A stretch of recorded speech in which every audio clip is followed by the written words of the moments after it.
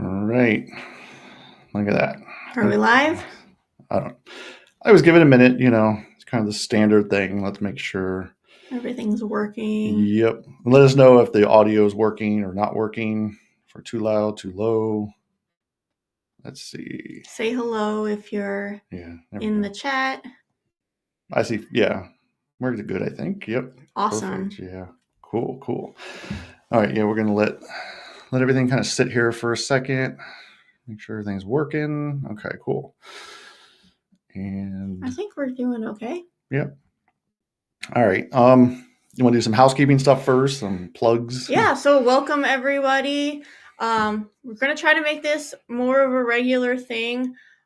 If this is a good time for you, let us know in the chat. We're trying to figure out the best time to do this. Oh, cool. Brian's here. So, hi Ryan. Nice to see you. Oh my God, Al's here. Oh my God, Al, what's up? I'm Barbara. That's Mark. Yep. We're Wiki Design, and we do videos on web design, Elementor, WordPress, stuff like that. Go to our website, download our free Elementor template if you haven't already, if you're looking to get your site up and running quickly, or if you're wanting to learn how to use Elementor, this could be a good option. Yeah. So we have a link in the description below for that template too, which is cool. So yeah, so Dave's here. Yes. How you doing, David? Hi. All right, cool. 10 a.m. is good. Perfect. All right.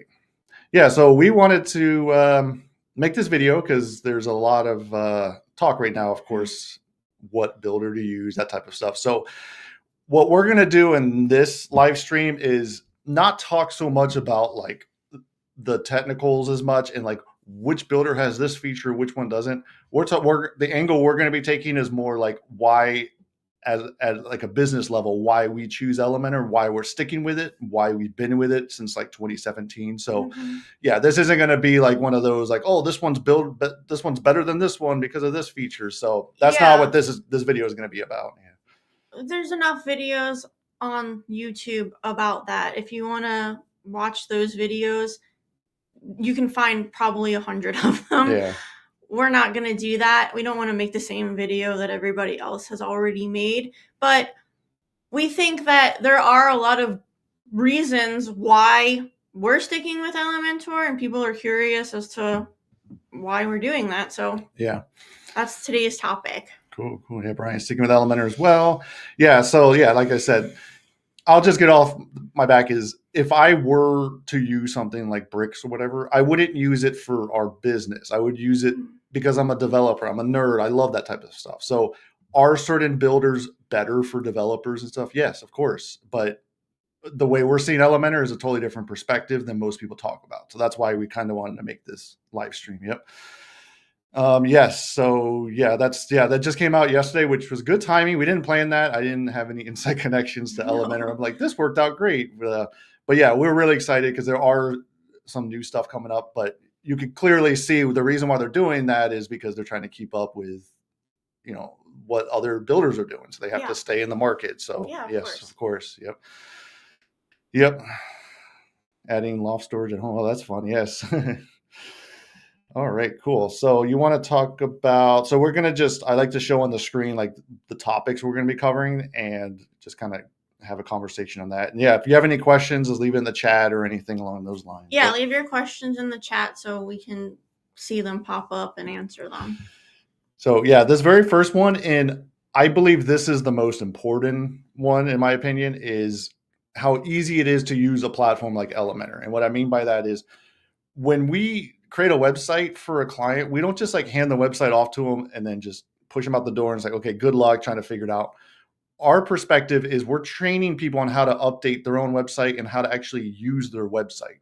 So that's why we're so heavily focused on education and training people because most agencies, first of all, don't offer like training videos. Not only do we offer the training videos, but we're there to help them, when they need extra functionality. Like if they need to integrate a MailChimp in their pop-up or something like that, like we're going to train them in how to do it and we're going to help them. Yeah. So a platform like Elementor, we've been using since 2017. It's a great platform for that because the other platforms out there weren't a good fit for us. Like I said, there are other platforms that could do more technical stuff, but Yeah, that was the Yeah. main thing. Yeah. And all of these different builders and platforms that you can use can do all of this stuff. But for us, the priority was to make it easy for our clients, and our clients don't know how to code and they don't want to know how to code. So we wanted something that was going to be easy for them to figure out. So that's why we're one of the reasons why we're sticking with Elementor. Yeah, and it's kind of a unique perspective because yeah, it wasn't until recently I was really thinking about it. Yeah, we don't just like create a website and then not really educate the client. Like we're actually teaching them how to use their website. Most people aren't doing that part of it. So that's honestly why a lot of our tutorials and stuff like that exist because like there are things that I've done. So some of them could be kind of technical. Like I made one yesterday, how to animate like a CSS button like that. So a client asked for that. I'm like, okay, if the client ever wants to know how to change the code, it's right there. So a lot of the code and tutorials are based off of real user or client experience. Request. Yeah. What the client has asked for is 90% of the videos that we make. So even like, for example, a good one would be yesterday, I created one, how to animate a button on hover. It may sound like the easiest thing in the world, but it's not. It's still not. It's 2025 and you still have to know how to like do CSS animation. So there's no core framework. There's no advanced CSS builder or anything out there that's going to do this stuff for you. You have to hand code this stuff still. So that's why I'm not a big fan of some of these other platforms and builders that are like frameworks on top of frameworks on top of frameworks, because you're adding more complexity to your builds and it's not a good fit for us. Like we want to help our clients actually update their website. Yeah, and a lot of times we'll get like really specific requests, like that button animation video that Mark did yesterday. That was a specific request from a client. They saw it on another website, thought it looked cool, and was like, can we do this on the website that we're building? And not every framework has that ability, but with something like Elementor, you can add stuff to it. So if you know what you're doing with CSS, like we do, we can go in, add that code, but we can still hand it off to the client and they can still make the updates that they need. It's not going to break anything and make it super hard to update. So that's what we like about Elementor. Yeah, exactly. I know. And isn't it crazy? It blows my mind. Something so simple, like a client sees stuff like that. I'm like, that's not simple. Like, yeah, it's not simple. Like one thing, if you run a web design agency that I'm sure you run into, the clients are like, oh, I saw this cool effect on this website. Can we do that? And it's usually something that looks very simple, but is actually really hard to do. So that's just being a web designer. Yeah. All right, cool. So yeah, so the next one is the extensive, like, do we have any questions or anything in the chat before we move on? Yeah, let me see here. Yep. I try to use Thrive. That's the plugin or theme, I believe. Yeah, I've used it a while ago. Too complicated for the end user, and the client Elementor is nice and easy. Yeah, for sure. I think I've messed around with that years ago, and I agree it was pretty complicated to. Oh, you know what we just inherited? We inherited an old Genesis website recently, and oh my God, I forgot how bad. Like Genesis, if you aren't familiar, that was like right before Page Builder started coming out, and it kind of had a Page Builder element where you can inject stuff into all of your different like template files at the theme level, and you had more flexibility. You could add a webhook for literally anything, and they were like, "Oh, this is like the best way to do it," and I was like, "Is it?" Because nobody knows how to update it, and anytime they need an update, they have to contact you because they can't figure it out. Yep. All right. So yeah, so this one is a kind of a pro and a con, and that is the ecosystem around Elementor. And what I mean by that is like all the different plugins and stuff like that. So do you want to take this one first? Is there anything? Yeah, well, one of the reasons that we like Elementor is that there are a lot of different things that work well with it. So you can use things like Adobe fonts and Google fonts if you want, custom fonts on your website. You can use MailChimp, Kit, Aweber, all of these different CRMs for building an email list. Mhm. You can use really advanced things like CrockelBlock that obviously works super well with Elementor. And for us, it's all about what the client needs. And most of our clients want some sort of marketing integrations. They want customized fonts and designs because that's what their branding is. Mhm. So we want to have something that makes that easy for them and easy for us. I love the fact that I don't have to install a bunch of different plugins or add-ons to WordPress in order to achieve these, this Yeah, level of I functionality. would add, so 9 out of 10 times our builds are literally Elementor, Elementor Pro, and Crockleblock. Those are like the main ones. So I just want to add that if you do need to start adding stuff onto, your Elementor site, only go to ones that, have a lot of downloads, have a good reputation, is like a real company behind it. And then one tip too is make sure that they are keeping up with all of the updates with Elementor, especially lately. Like Elementor right now is, what they're doing is they're dropping a bunch of old legacy code because they're going to be coming out with a new like refresh builder.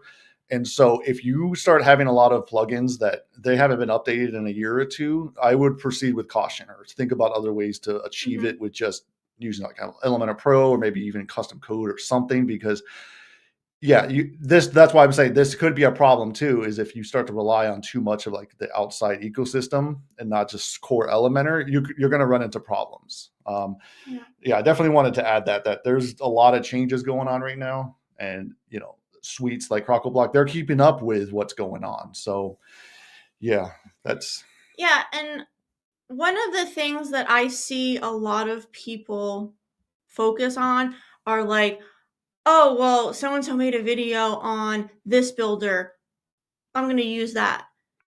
Or they, a month later, they're saying, oh, this is a great builder. And then they buy that one too. And then they're learning all of these different builders and platforms instead of just focusing on one thing. And I think what people need to focus on is their clients. What is it that your clients are constantly asking for? How can you make it so that your life is easier when you're developing these sites? If you know that your clients are always asking for things like search filters, or they want MailChimp integration or some sort of CRM integration, they want these specific things, and basically every project you're using these features, make sure that whatever you're using to build your site has those features. So for us, that's why most of our builds are Elementor and CrockelBlock, because they're asking for these features that can be done with those two plugins. So instead of thinking about, there's all these features that so-and-so talked about in a video, start thinking about what it is that your clients want, because every business is different. Everybody has different clients. I would definitely add, make sure you have like a process too. Like don't just that you could start to get yourself into a bad situation if you just start jumping around between builders, all these weird plugins all the time. You're going to run into issues. Like you're not going to be able to scale and like maintain that like as you grow your client list. So I know so many people that run agencies that are like, I specialize in WordPress and Squarespace and Shopify. It's like, how can you keep up with all of these updates and all of the changes that are on these platforms? It's really difficult because you might not work on that website for 3 months, and then you log back in because your client asked you to make an update, and then you have to relearn everything. This reminded me of a quick little story. We used to go to WordCamps, back before COVID and all those days. I remember there was really bad advice one time somebody said, and they said that, oh, they just take on basically any type of client website. They inherit like any theme. And someone's like, ask, well, how do you maintain it? She's like, oh, I don't know. I just figure it out as I go. I was like, that has got to be the worst advice ever. So that was one of the worst talks I've ever heard at WordCamp. So that's another thing. If you go to these conferences and webinar, whatever it is, be careful who you're getting advice from. Not every piece of advice is great. At the end of the day, you have to make sure that your brand is front and center, and part of your brand should be the tools that you use. It should be part of your strategy. For us, we want our clients to be able to update their website so they can grow their business. That's a big part of what we do. We can do that using Elementor, CrocoBlock, these tools that make it easy for our clients. Mm-hmm. So if tomorrow Mark was like, I want to use bricks, and be like, well, how are we going to hand that off to a client? Mm-hmm. They're not going to know how to update it because it's so much more developer friendly. It's great for developers, but our clients aren't developers. So you have to think about the client, not think about what necessarily is your preference, because your business is serving clients. Yeah. And I would say, like, if we did do a switch, like we made the big switch back in 2017 from Divi to Elementor, it worked out perfect. We haven't looked back at all.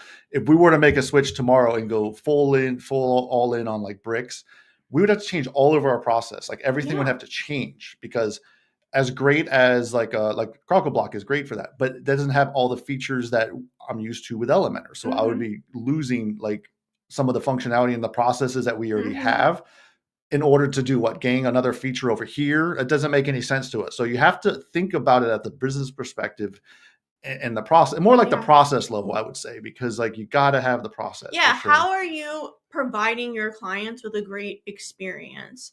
And part of that needs to be the tools that you use, because it's going to make your life easier if you can hand things off to clients. You can have that process in place where you know exactly what it is that you're going to install every time you build a site for a client. You know exactly what you're going to do to make this happen. You know, I just know that there's so many people struggling with like what to use and what's better. And at the end of the day, the focus should really be on building that brand and figuring out what it is that you're trying to do with your business. And I don't think people focus on that enough. I think they worry too much about the tools that they're using, and they're trying to gain success from the tool versus figuring out what it is that the clients really want. Well, we were talking about it earlier, and she made a good point. What did you say? Like a lot of times when you watch other creators or influencers, you're being marketed to, you're being influenced, and you want their success. You're not thinking about the business perspective of, okay, how will I actually sell this to clients? What's the process? You're not thinking about that. You're just thinking about the cool new feature coming out or whatever it may be. Yeah. So we were talking about earlier, I remember years ago, I don't know if you guys are familiar with Marie Forleo. She is like a business coach, very successful. She's written a few books, I think, and she has like a podcast, and she's super successful. She redesigned her website. I'm sure she spent a lot of money and time getting this website, and it looked beautiful. And for about 6 months, everybody that I talked to wanted their site to look like Marie Forleo's, even if they had nothing to do with business coaching or anything. And it's because they saw her as somebody that was successful. So they wanted her success, not her website design. But everybody was like, oh, I just want that look. That's the look that I want for my website. And it's like, well, is that really going to make sense for your business? Probably not. So that's what you have to think about. What's going to make sense for your business? And that's why we wanted to make this video a little bit different than some of the other YouTube videos around this topic, because at the end of the day, the tools don't really matter to the client. Not at all. No. And you got to remember, as like running an agency, you're always being marketed to, you're always being sold, oh, this is the next best thing. You have to do this or you're not going to succeed. Like, how many people in this industry could say that? I was thinking about this. We've been with Elementor since 2017. I'm going to say that a lot in this video. I can't think of another platform that has actually grown with the industry and with our business as much as that. Like I used to make Flash websites. I didn't make it for, what are we at? 8 years? How long is it? 2017 to now?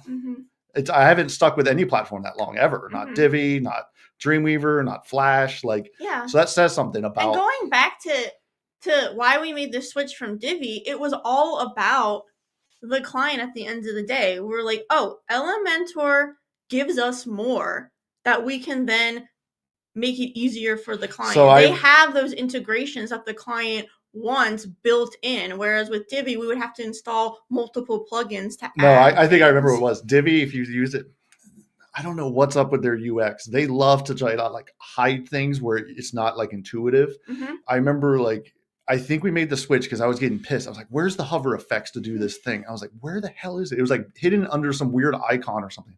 I was like, Yeah. I think I threw my hands up like, you know what? There's Elementor. So I was like, let's go to Elementor. So right. And that's all because we couldn't figure it out, then the client exactly. isn't going to be able to figure it out. So let's see, Brian here. Yeah, no way to change my process at this point. Yeah, you have to change everything at that point. Yeah, this was about, I think, you want the success. Yeah. Flash. Oh boy, yes. People. Oh my god. People don't remember Flash. I mean, that's definitely it's aging. Dating us, yes. It's aging us, but Flash was a whole crazy thing. I kind of miss those days because you didn't have to care about performance, accessibility, page load speed. You just made stuff look cool and fly it across the screen. That was all right. So this one kind of was the same thing, like the integration with WordPress in itself. So yeah, the Elementor team, they're tightly close with like how core is working, or adding all the hooks. They're doing all the right stuff on the back end. So that's another reason is that it just integrates so well. Let me see. Divi sucks. Yes, it was it's been a while. I tried to open up recently. I was like, no. This one says Elementor keeps getting better and better. Almost every update recently has some much needed features. Of course, performance improvements are very welcomed as well. Yep. Yeah, that's one of the reasons why I like it, is because they're always adding new things to it. It might not be something that I use very often, but I like that they're adding new features and they're trying to improve it, where I feel like Divi, when we use that, their features made it worse somehow. Like, they made it harder to use, where I feel like Elementor is listening to the community and implementing the features that people want. But of course, yeah, you're going to get people who they do add things that would make no sense to some people, like Lottie animations, for example. Some people might throw that out the window and be like, what is this crap? They are trying to cater to multiple markets, and we kind of like that because we're designers too. So we have used Lottie animation. Most people don't use stuff like that, but we have several client websites where we use some of these design features that you might just, as a developer, be like, what is this crap? It's bloat, but it's not, because they're trying to cater. Because you're gonna get that client that sees something on another website and they're like, can I do that? That's something that I want on my site. And if you have the tools available to do it, then your life just got so much easier. You don't have to figure out a plugin or code to install to get it to work. Yes, we are old. Yes, but aging is a privilege. Yeah. I don't know. I love that I'm as old as it gets when it comes to the web development, but I'm actually kind of sad of the way it's going now. It's starting to become, in a lot of ways, harder, because it's like, what do I focus on? What's AI going to do to this industry? There's a lot of like weird things happening now. It's not fun. I wouldn't say it's not fun, but being the creative aspect of it is starting to like go out the window more, because now I'm focusing on weird things that I never really thought about before, but you can still have fun, which is why I like to explore with like my 3D animation stuff and things like that. So I don't know if I necessarily agree with that. I think that this is an industry that's always going to radically change. Like every 5 to 10 years, there's going to be something like totally different. I remember back in the day when we were making websites using tables. I don't know if that definitely will date me. And then CSS came out and people were like, oh my God, everything's going to change. What are we going to do? And then, the whole Flash era, and then Apple came out with the iPhone and everything changed and Flash went away. So there's always going to be things that are changing in this industry, and you can adapt and grow, or you can be stuck in your ways. Now that I think about it, if you really think about it, I think a lot of people are wasting time on things that really don't matter at the end of the day. when you look at huge brands, the Nikes and the Apples, they're still having this really cool like 3D animation stuff coming in. It's because it's fun. It's like websites should be fun again. So that's definitely why I like to explore all different types of things like 3D animation. And then could I sit there as a developer and geek out and be like, oh my God, this has 200 kilobytes of extra bloat. Oh my God, I can't load that. Like, I don't care anymore. Like the minute that I stop caring about some of this mundane, like detailed stuff on the back end, guess what? Nothing changed for us. Like our business didn't fail because I care about an extra 200 kilobytes in the back end. So it took me a long time to get there. She would be like, you're geeking out way too much on this stuff. Yeah, I would tell him all the time, like, why are you spending hours trying to save like a millisecond? Yeah. It's not worth it. Yeah. Well, because nobody cares. We were sold the lie, especially with Google. Oh my God, it has to be fast or you're not going to rank. And then it's Google all came BS. out and I was like, yeah, none of that matters. Exactly. Yeah. Yeah. I like the new off canvas widget. Yeah. I like that with the loop grid. That as long as it can work well with like JavaScript stuff, I know we're getting a little technical, but yeah, I know with CrocoBlock stuff, a lot of times I still have to use like their pop-up builder in order to do certain functionality. I haven't used the off canvas widget yet, but I'm looking for an opportunity to use it. So yeah, if anybody has a project, let me know because I really want to use it. I just haven't had an opportunity. Yeah, we have to definitely adapt to the AI. Yes, that is yeah, and I think that's a good attitude to have because it's not gonna disappear.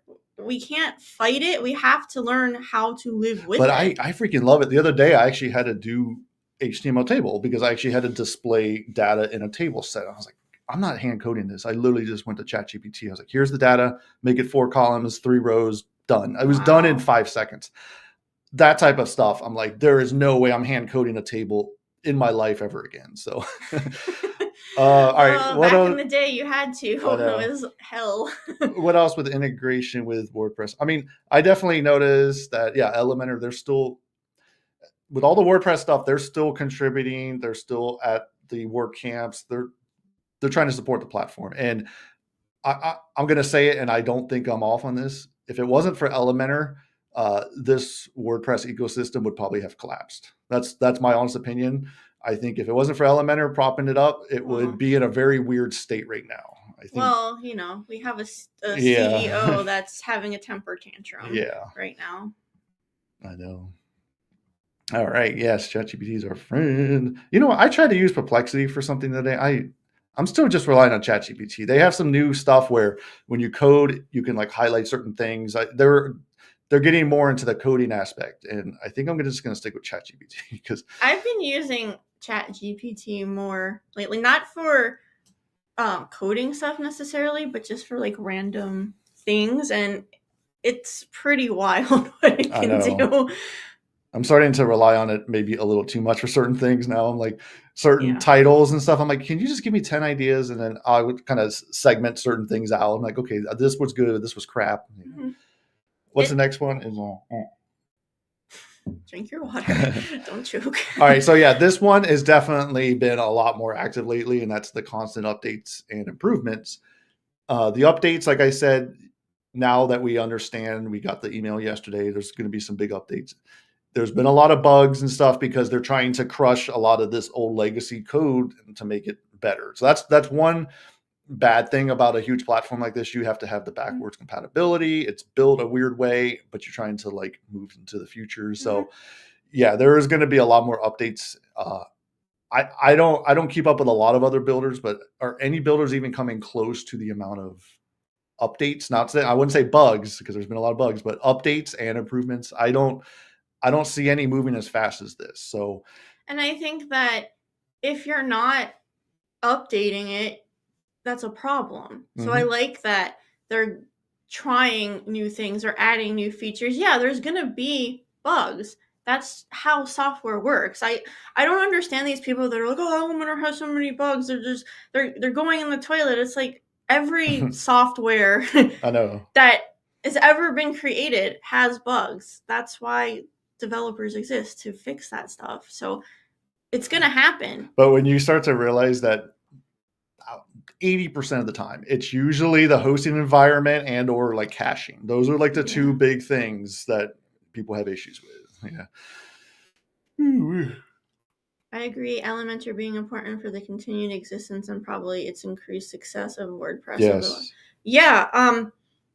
It's how many websites are built using Elementor? You told me. I think it's like almost 12% of the whole internet That's now. wild. It's insane. It's the I don't know why most people they give them credit. Like they're doing a great job. Like I don't understand the crapping all over Elementor all the time. Well, I think that's just human nature.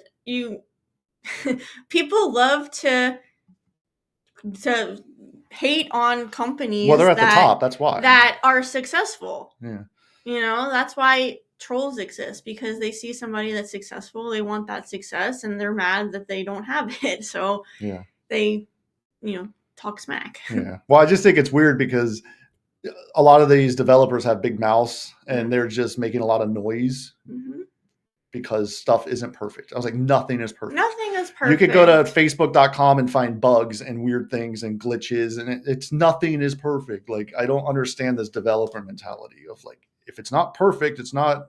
I don't even think it's just developer mentality. I think that's just the way people are. They just get mad because they want the success of someone else. And they can't have it because of X, Y, and Z. But yeah, when it comes to improvements, like what I definitely have noticed is, of course, they've been listening to the community about the performance stuff. It's taken a while. Mm-hmm. It's getting there. So that's definitely been a huge better improvements. And so now you can brag and say, oh, my light speed score is now 98. Who cares? Like, who cares? Like at this point, I used to obsess over that. And I would always get pissed because Elementor couldn't get the mobile page speed. Now he used to go spend hours trying to figure it out. I'm like, what are you doing? Well, what I hated was on mobile, for example, I found a little I don't know. It was something that Google was doing where if you had the image above the fold, oh my God, you're going to get dinged points. And then if you move the image below the fold, magically I get 98. But if I put it at the top, I get 72. Like, why are we doing this? Like, it's so bizarre to me that Google was people were putting so much weight on something that literally meant nothing. Yeah. Mm-hmm. So yeah, I see that they are definitely making a lot more improvements. A lot of people say that. Okay. And then another big one too is the community in itself. So that would be, the Facebook groups, all the different groups that are out there, YouTube channels. It's a lot easier to learn how to do things with Elementor because more people are using it. Mm-hmm. So that's another big reason why we're sticking with Elementor. There's so many people using it that want to use it, and they need help, and that's why we make tutorials so people can learn. If we switch to something else, that community gets a lot smaller. Oh yeah. You're like super niching down into really small like developer stuff, and and the thing I like about this too is I'm learning that you could do really cool stuff with things that aren't related. Like for example, I started doing some spline videos, some 3D stuff. So I am showing how to use 3D and integrate it into Elementor. Like that, not a lot of people are doing that type of content, and so that's like a whole new type of community that wouldn't exist, unless there's people out there that I don't know where I'm going with this, but yeah. I think what you're trying to say is there's opportunities to bring more people into the community. From different you can industries. You can do a lot with Elementor. You can integrate spline animations into it. You can integrate a lot of features. So there's opportunity to grow that community. Mm-hmm. Exactly. All right, that was really about it for that topic. And then this last one was definitely like the proven track record. That's like I've said it several times in this live stream. 2017 is when we jumped on board. So that goes to show like that amount of time they've been able to prove that it works. Like it's holding up a lot of the. It's only gotten bigger and better. Mm-hmm. In 2017, Elementor was very different than it is today. It was still great though. Like honestly, if they didn't change anything, from 2017, it still would be what we use. But they've grown so much and added so many features to it that have. I remember turning point for me. I know Ben Pines, he's watching this. He's at Elementor. Now I remember him mentioning, oh, we're gonna have header and footers inside of Elementor.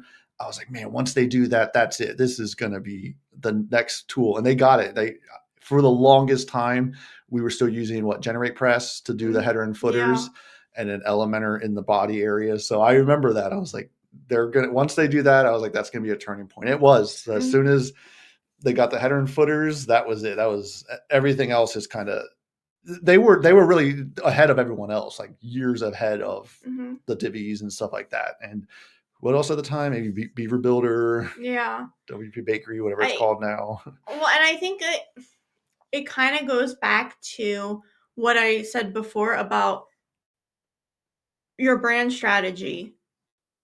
It's clear to me that Elementor had a very strong brand strategy, and they knew that they needed to deliver that to their customers. Like an all-in-one package. Yeah. Right. Yeah. And when you have good brand strategy, you're going to make sure that your customers are getting what they want. So that's why I'm so big on this topic, because I see how it was successful for Elementor. It's been successful for us. Everything that we do, we try to make sure that our clients are top of mind. And now that I think about it, back in that day when we were still doing like a theme for the header and footer, Elementor in the middle, we weren't training our clients on how to use this thing. We were just like, contact us and we'll update the website for you.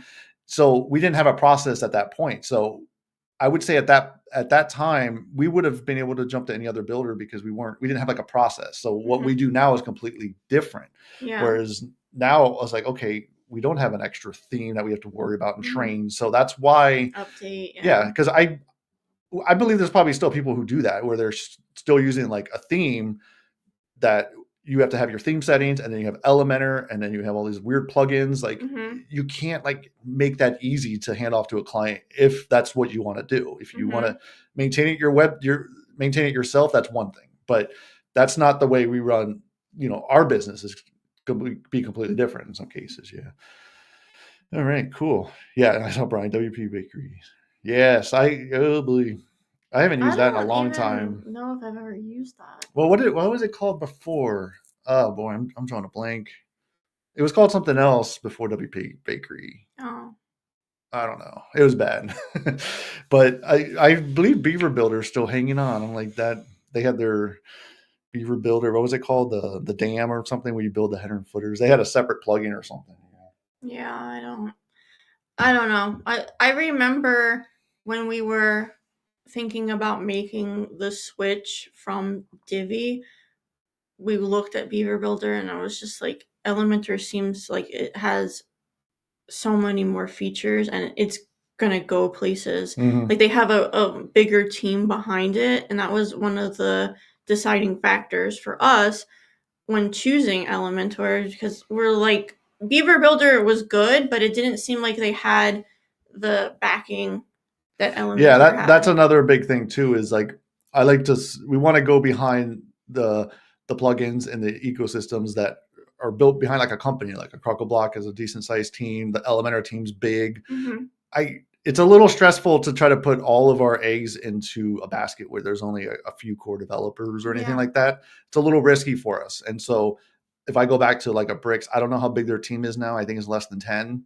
That's a little bit, it's not for us. Like it will be fine if you just want to create maybe a static website, but I don't want to grow a business around using that system. Maybe in the future, it can turn into something completely different and it will fit for our business. And maybe we do make a switch. But as of right now and in the foreseeable future, we're not making any changes. Because if we did, like I said, we're going to have to change everything. We're going to change our process. I would have to update all of our website, our contract, everything and related. Another thing that I want to recommend too is if you do this, like know the in and outs of what's going on. Like I pretty much at all times know what is the current biggest bug at Elementor. Don't update these client websites until it's fixed. Like if you were to just have like auto updates on and you're trying to support Beaver Builder and you're trying to support all this other crap, you're going to run into some issues for sure. Have you tried Clyde? Yeah, I've tried them a little bit. Better than ChatGPT most of the time. The code outputs. I haven't even heard of that one. No, I have. Yeah, for sure. I've heard of it. I think I tried it. I'm not sure if it's like a premium thing. Maybe that's probably why I haven't gone too far with it. But okay. I know there are some good coding ones. But I have seen that ChatGPT is really, they're trying to increase the coding. I think they're going to have a whole like coding developer section or something. Oh, that's pretty cool. But I don't pay for ChatGPT either. I hate when I go outside of the limit for the day. I'm like, oh, I'm now on version 3.5. How much is the limit?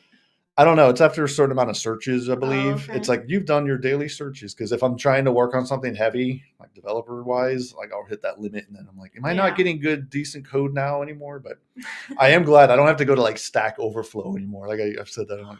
I don't even go to Google at all anymore for code. It's not even an option. But I'll look into Clyde. Yeah, and is it Claude or Claude? Claude. Yeah. Sorry, was it Clyde? Yeah. All right. Yeah, cool. Is there? I think that was our last thing we wanted to try to mention. If anybody has any last minute questions, put them in the chat. We'll stay on chat for a few minutes and let us know where you're from. I always like to know where people are from, so put that in the chat too. And I think one topic we can talk about is, are you guys going to WordCamps anymore? Because there was one in Mount Clair, New Jersey. Thought about it. I honestly, I don't want, if it's not tied to like Automatic and Matt Mullenweg, I don't want to go. Like, I want to know if there's going to be WordCamps in the future that are more independent. I know that's like they have meetups and stuff, but do you know anything about that? Probably not, right? Because I like to go and learn and support people, but I cannot, even if it's a little bit of money, I don't want to put that money into Automatic's pocket. I just can't do it anymore. Not after with all the crap going on. So maybe we can start our own WordCamps. Why not? No, it would be online. I'm not doing a WordCamp in person because that's what I'm saying. All that money usually goes toward the facility, the food. So I would like to know if I spend $40 at a WordCamp, how much is going into Automatic's pocket? I would like to know that. And I'll probably never get that information. So we could start our own online WordCamp type thing. Yeah. Maybe I'll talk to the WP creators guys. We already got one. Yeah. Mm-hmm. So, all right, we got Scotland here. Oh, cool. We're going to go to Scotland eventually. That's been on our list for sure. Scotland. Oh, someone's from Greece. Oh, that's on our list place too. That's on our list. And then what did Brian say here? Yeah. Meetup is a cool college. Yeah, WordCamps it's an odd thing now. It's especially now that we all know kind of what's happening behind the scenes. It feels odd. That's all I can say. And then one thing that always kind of blew my mind, it would always kind of really get under my skin. You go to these big WordCamps and they would have like GoDaddy there and some of these other Bluehost sponsors. You know, they're spending $75,000, whatever it was, but they're the problem. Like, I literally am working to try to get a client from Bluehost, and I'm like, you are the reason why this whole ecosystem kind of sucks in certain ways because you have your poor hosting. Man. All right, I'm going. I like to bitch, but all right, Greece sounds cool. We want to go to Greece, Scotland. Where is everybody else from? We know Brian's. I know Brian's from Florida. He said he had to put his heat on the other day. I'm like, We've been having our heat on for months now. It's been so bad. cold. I just want to see 50 degrees. Like we've been stuck in the 20s and 30s for weeks now. It's getting a little tiring. Really cold, and we are coming down next month for sure. Yeah. And yeah, you say WordCamps cater to the new folks. Yeah, that's true. Some of them. Some do. For sure. Yeah. We used to go to the one in Lancaster, Pennsylvania, which is outside of Philly. And it was actually decent. It was more advanced, more heavy on the developers. I actually really like that one, but ever since like COVID, it just stopped doing it. Yeah. The Philly one was kind of like beginners, I would say. Yeah, that was more for people that were just getting started. He said the heat's still on. Yeah, you wouldn't survive. My sister lives in St. Petersburg, and she's like, "Oh, it's so cold. It's like gonna be 40 tonight." I'm like, 40? I wish it was 40. It's like feels like 13 out. She says I say this every year up here. I've been up here for 10 years now. I'm like, why am I doing this? Why is it so cold for so long? Like I'm still not used to it because I don't know. I was in Florida for so long. I'm like, it just goes that the cold just goes away after a few days. I'm like, okay, Yeah. you get 2 days of 40s and 50s. You forget then, yeah, every year this happens. It gets cold. I'm like, why is it sticking around for 2 months straight? But it's cold. Cool. Yeah. So we do travel a lot. So we might actually go to Greece and Scotland. Those are 2 places on our list. We just came back from Germany last month. Yeah, that was so much fun. This year, what are our travel plans? What are we thinking? We're going to Florida. Yeah, Florida. You're going to Vegas. Yes, that's not really a vacation. But international, we've been looking around. We might be going to Bangkok at the end of the year. So that's going to be our big trip. We want to actually take that really long flight from New York. I don't know if I want to. Yeah, 19-hour flight. But that's the only way to do it. Yeah, 19-hour flight from Newark to Singapore, and then another 2 hours to get to Bangkok. I know. That's the only bad thing about traveling. But when we flew to Newark to Tokyo, we did that last year. That was 11 hours or 14 and a half, almost 15 hours. That was hard. All I can say is after a while, what happens is you just accept what it is, and you kind of just feel like I live here now. I just live on the plane. And then I remember looking, because I watched some movies. I was like getting tired. I'm like, we only probably got another hour or 2 left. And I looked down, 8.5 hours left. I was like, oh shit. I'm like, I forgot how bad. But after a while, you just become numb and you just don't care. And you're just like, if the food was better, it would be a better experience. But you're just so uncomfortable and it's dry. And like, I mean, I'm not a fan of flying. I love traveling. I hate the actual travel part. Yeah. Oh, yes. Yeah. All right. Yeah. We're coming down. I'll let you know if we're going to have any free time for sure. Yeah. Oh, that would be cool. Yeah. Yeah, definitely. We're coming next month. We're driving down, so we're going to have our car. We're going to have, a car because it's just. Oh, look, this was actually cool. I didn't think so. The thing I don't like about the live streams is the lag in between the audio. I can never get that fixed. And I think it's we're using Wave. I think there's an issue with the lag, but the camera gear is the Sony ZR. I can't see that. I forgot what it's called. Z1 something. It's like a blogging camera. And, we've had that camera for a while. I think we're just kind of tweaking things to figure out what looks best, honestly. Yeah. But the gear hasn't changed.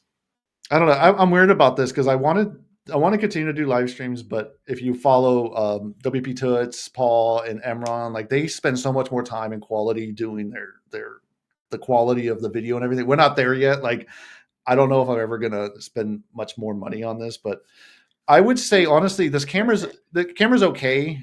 But she did one on her phone, just her iPhone, and it was just as good. So I wouldn't spend the money on the Sony camera if you really don't need it, because I think the phone was just as good in my opinion. Yeah. Your phones are amazing nowadays. Yeah. Like what you can do with them, it's awesome. I almost want to get, if you want to go to the level with Paul and WP Toots, like he's got a whole setup. I've seen how he has it. It looks nice. He's got like a teleprompter. I think eventually we'll get there. But right now, we're still just trying to figure all this stuff out. But I appreciate you saying that it looks good, because we have been trying to like tweak the lighting and figure out, what works best. It's just like we don't really know what we're doing. Yeah, we're just setting it up. Yeah. Oh, he's got the DJI Osmo Pocket 3 for streams and video. Oh, cool. Yes. Okay. Yeah, I know with yours looked real good. I know you didn't have any lag or anything like that. Mm-hmm. So, yeah, I think that the software, because we're running it through Wave Video, which is like a web platform. So I think that there's some weird delay. And I know that I have to put the audio through a mixer to then offset the delay. I was like, I don't want to deal with that. Like, I just want to hit the button and not think about it too much. So, yeah. If we start to make more money doing this or this becomes more of a priority, and we're gonna figure it all out. Yeah. but any recommendations? Like that camera sounds pretty good. Maybe we'll look into that. We'll figure out a setup eventually. Yeah. So that's one thing we're gonna focus more on live streams this year. We're gonna try to maybe not go all in on it, but like a chunk of our time will be more focused on live streams and trying to actually build a community. And maybe we'll have some bigger plans for doing like a real community in the future. So We'll see, because I'm part of like Jeff's group, the Lightbox. He's got a circle group. I'm noticing that a lot of the creators are going into the circle group and starting to create communities, and it's a great alternative to you using like Facebook or anything, because it's crap. Because and now Facebook is like going off the rails. I haven't had a Facebook in years, and I don't miss it at all. I know. With the recent update to the platform, I'm like, oh, that's just gonna get worse and worse. It's trying to turn it into a Twitter, I guess. It sucks because I only signed back up for it because I wanted to join the Elementor group, which their support was only kind of through Facebook. They have a Discord now, but I'm not a big fan of Discord. I don't know if you guys are, but it's like a chat, and I always feel like I'm missing stuff, and I don't really like working like that too much. And then the guys in the group with WP creators, they pulled me into Facebook a little bit. I'm like, all right, I'll go on it, but I don't do it for personal. It's just literally business. But all right, cool. Yeah, that was a good live stream. Any last minute questions, get them in. Yeah. Otherwise, we're going to sign off pretty soon. Yeah. And fun fact, if you don't know, we actually had Elementor back, what year was that? 2021 or 2020 when they came and interviewed us? Yeah. We had a success story. They had a film crew that came in this room and like recorded us. Yeah. It's on our website on the About page, the video still. Yeah. So. They did a big marketing push to try to. It turned out really well. I was really happy with it. The people that came and shot it were super professional, super nice. It just happened to be like the hottest weekend. Yeah, if you watch it was like we were dying. If you watch if you watch the video, the scenes where we're in this like warehouse and they're asking us questions, it was no joke. The air didn't work in there, and it was in the middle of July in Philly. It was over 100 something degrees in that warehouse, and they had to, scout locations and everything, and they got this really great location, and they asked, like, do you have air conditioning? We're going to be here for a while, and we won't be sweating. It was like broken. Shooting a video. And I think they, like, turned it on, but they turned it on maybe 10 minutes before we got there. So it didn't have enough time to, like, cool the building down. These are old buildings. The AC is not efficient, and, like, super high setting. So we were just, like, sweating. And I think it was also too loud, so the audio was picking it up. Yeah, too. They couldn't we had like this big fan, I remember, and they would like stop recording, they turn on the fan and cool everyone off, and then they're like, all right, let's go. And then I think the worst thing is we should have done this after we did the interview. We ate really big Mexican like burritos. Oh yeah, they like bought us lunch, and they're like, you guys want to get Mexican food? Massive burritos. I started getting the meat sweats, and then you put me in a warehouse at 120 degrees. I wasn't doing well. Like there was a lot of cuts with me. I was so literally hot. Zoned out. I think I was literally about to pass out. But it was a cool experience because we never done anything like that. And I realized how hard it is to be an actor and have to, get mic'd up and make sure the shots are good. If we kind of stay on the topic, that goes to show they spent a good chunk of money to do these different ones. They interviewed people from all around the world. Mm-hmm. We were like one of their last stops here in Philly, and they actually like spent money on the marketing. So that's another thing too. They spent a lot more money on the marketing, than other companies and stuff like that. Yes, that was. I should put that. Burritos are a better part of that story. Yeah, they were like super sweet, and they did like everything to try to just make us comfortable, and they bought lunch. And we were just like, maybe this was not the greatest idea. We should have ate after. Maybe even had a few drinks or something. All right, cool. I think we're going to head off now. We're right under an hour, so that was good. Yeah, so. Thank you so much for joining, and hopefully we'll see you next week. Yes. Sign up for our free Elementor template if you want to download that. And then you join our newsletter so you can get alerts. Yeah, we are trying to be more consistent with that and let you guys know when we're doing these live streams. So if you're a part of our newsletter, you should have gotten an email about it. So, yeah. All righty. All right.